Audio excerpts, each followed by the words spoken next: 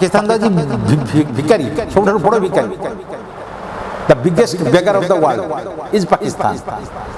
आज कौन हो परिस्थिति देखो ये गोटे बहुत बड़ गोटे तर्जमा एवं आलोचनार विषय आपन जदि धैर्य धरी शुणिबे ताहले मु ए कथाटा को आपन सामने रखी देखु जगन्नाथ संस्कृति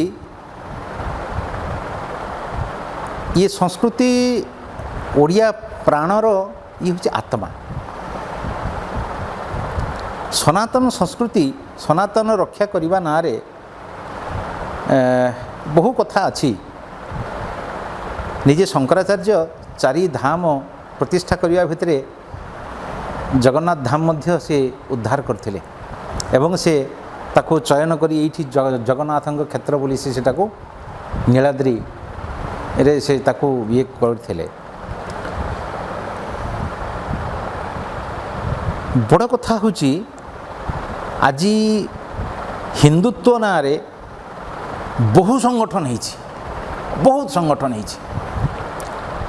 समस्ते कहते हिंदुत्वर रक्षा हवा दरकार रक्षा हवा दरकार रक्षा हवा दरकार वास्तव में भी रक्षा हवा दरकार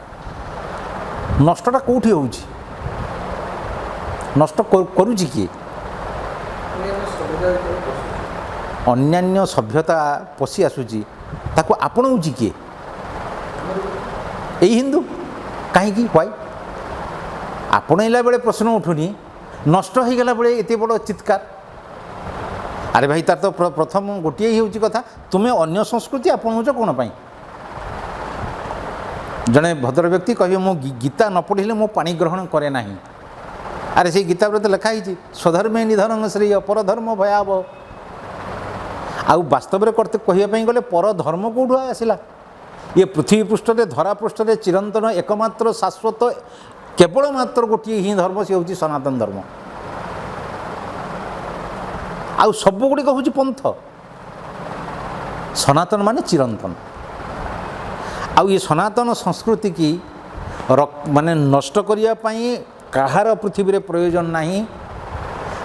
सनातनी ही एकमात्र ताको नष्ट करने पर्याप्त तार कारण कौन सनातनी जेपर्यंत निजर संस्कृति बा निजर धर्म को रक्षा न करिसंती से पर्यंत केही ए धर्म को आसी बाहर रक्षा करि परिबे नाही तार मूल जिनिस है आपन जदि केबे गरुड़ पुराण पढ़िबे सेथरे पढ़िबे श्राद्ध प्रकरणर कौन व्यवस्था आ किमिति हवा दरकार गीतारे मध्य भगवान कहिसंती विभिन्न जगार मध्य कहिसंती गरुड़ पुराण मध्य अछि जेते बेले आम वंशरे कौन सी सनातनी वंशरे श्राद्ध क्रिया लुप्त हो पितृपुरुष पितृलोकरे जेतेबेले सेमाने श्राद्ध पिंड उदक पाइबे नाही सेतेबेले सेमाने पितृलोक छाड़ीदेवे जो दिन पितृलोकर शेष पुरुष त्याग करिवे पितृलोक सेदिन से अभिशाप देकी जीवे एटा मो कथा कहूनी शास्त्र कथा कहूँ मु कहीं नुह शास्त्र कथा एटा गरुड़ पुराण आप देखिए अच्छे पितृपुरुष सेदिन अभिशाप देकी जीवे जे मु आजिठू अभिशाप देली मो कूल आउ आर्य केबे जन्मग्रहण करेंगे नहीं तो जन्मग्रहण करेंगे किए अनार्य वर्णशंकर जन्म हे जो मानकर कि श्राद्ध देवार अधिकार नहीं सुंदर भाव में मुझे डाकी आनिली बढ़िया कि बसिकी बढ़िया बढ़िया जिनस आनिक सब रखीदेली श्राद्ध पाई सब उत्सर्ग कली किंतु बढ़िया चिठी लिखिकी एड्रेस भूल लिखिदेले कौन चिठी जाई पहुँचब ठीक समान कथा बहुत धन अर्जिची बहुत जिनस अच्छी किंतु मु से कूलर उत्तरदायद नुहे श्राद्ध देवाई योग्य नुहे मु श्राद्ध देले मो पितृलोक से पाइबे कि से कूलर पाइबेनी एटा तो सरल कथा तेणु ये श्राद्ध प्रकरण को जदि आम सनातन यदि ठीक ठाक न रखिए सनातन नष्ट हो ताको बाहर कौन सी आक्रमणकारी बा अन्य कौन सी संस्कृतिर चाप ये प्रकार से प्रकार कथा कहबार किसी प्रयोजन नहीं किसी प्रयोजन नहीं से अलिक मात्र भारतवर्ष को केते लोक आक्रमण कर अफगानिस्तान पाखु कोटी कोटी कोटी कोटी आसिक बांग्लादेश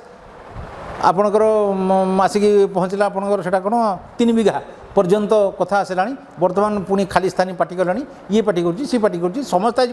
ଆମେ ସମସ୍ତେ ସ୍ୱତନ୍ତ୍ର ହେବା। ଆରେ ହେଇକି କରିବ କ'ଣ? ଆଉ ଥରେ ପଛକୁ ନା ଯେଉଁମାନେ ହେଇଛନ୍ତି ତାଙ୍କ ଅବସ୍ଥା କ'ଣ? ପାକିସ୍ତାନ ତ ଆଜି ଭିକାରୀ, ସବୁଠାରୁ ବଡ଼ ଭିକାରୀ। The biggest beggar of the world is Pakistan. ଆଜି କ'ଣ ହେଇଛି ପରିସ୍ଥିତି? ହୁଏତ ଆପଣ ଦେଖିବେ ଗୋଟେ ଜିନିଷ, ବାବା ସାହେବ ଭୀମରାଓ ଆମ୍ବେଦକର ସେ ପ୍ରଥମ ଆସେମ୍ବଲିରେ ସେ କହିଥିଲେ ପାକିସ୍ତାନ ସୃଷ୍ଟି ହେବାର କିଛି କାରଣ ନାହିଁ, ପାକିସ୍ତାନ ସୃଷ୍ଟି ହେବାର କିଛି ପ୍ରୟୋଜନ ନାହିଁ। ଦିନେ ନା ଦିନେ ସେମାନେ ଉପଲବ୍ଧି କରିବେ ଯେ ସେମାନେ ଭାରତବର୍ଷରେ ରହିଥିଲେ ହିଁ ତାଙ୍କର ଅଧିକ ମଙ୍ଗଳ ହେବ। ଧର୍ମଭିତ୍ତିକ ଭାବରେ ସେମାନଙ୍କର ଭାଗ କରି ନେଇଗଲେ ତାଙ୍କର କୌଣସି ମଙ୍ଗଳ ହେବ ନାହିଁ। ଆଜି ସେଇଆ ହିଁ ଆସି ପହଞ୍ଚିଛି, ପରିସ୍ଥିତି ସେ ଆସି ପହଞ୍ଚିଛି। ଆଜି ମୁସଲମାନ